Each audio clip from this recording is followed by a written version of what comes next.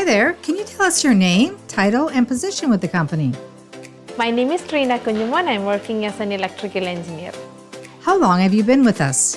I'm working here for almost 4 years. What are your core functions, key parts of your job? Designing, testing various electrical circuits based on Canadian electrical codes. What is it about manufacturing that you enjoy? Being able to design something and then see it come to life, that's what I enjoy in manufacturing. Describe changes you have seen at Vidir that have led to positive change for you and for women in the manufacturing workplace or environment. I think lots of women faces in different departments, in management, engineering, production, everywhere. How can women make their mark in the manufacturing workplace?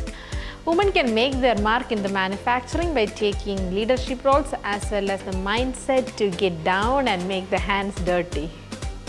What advice can you give women considering entering the manufacturing industries? Believe in your abilities, build supportive relationships, be great at what you do. What are some things that we can do to improve the image of manufacturing in order to attract more women into this industry?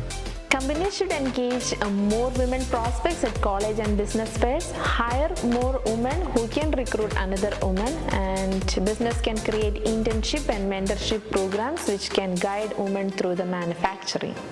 Thank you.